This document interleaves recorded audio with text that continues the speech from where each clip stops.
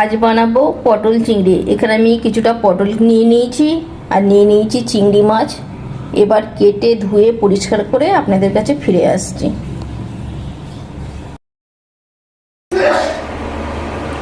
এখানে পটলগুলো আমার কাটা হয়ে গেছে। আমি এরকম কিছুটা চোকলা ছেড়ে ছেড়ে পটলটা কেটে নিয়েছি। আলু,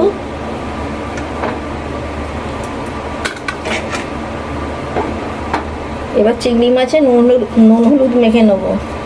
দিয়ে দিচ্ছি নুন, হলুদ গুঁড়ো, ভালো করে মাখিয়ে নেবো।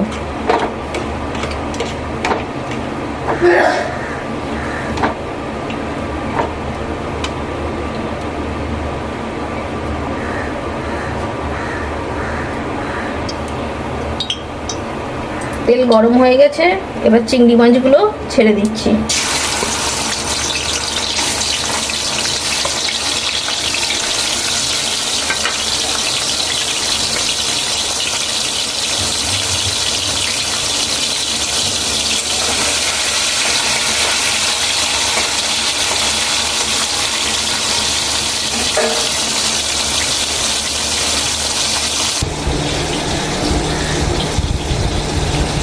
একটা মশলা বানিয়ে নেব।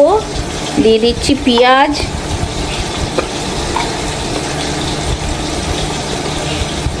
আদা,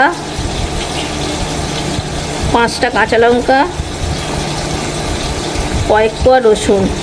এবার জল দিয়ে একটা ঘন পেস্ট বানিয়ে নেব।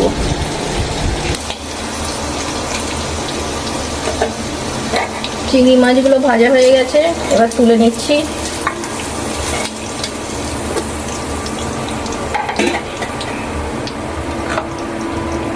দিয়ে দিচ্ছি পটলগুলোকে ভালো করে ভেজে নেবো।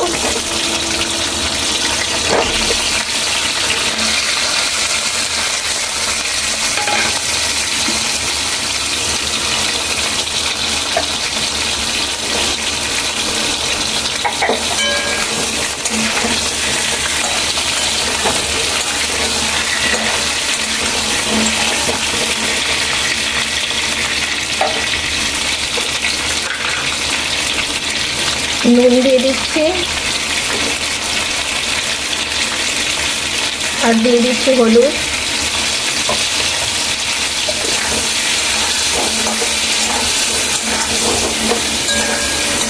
আজকে পটল চিংড়িটা একদম ঘরোয়া পদ্ধতিতে বানাবো।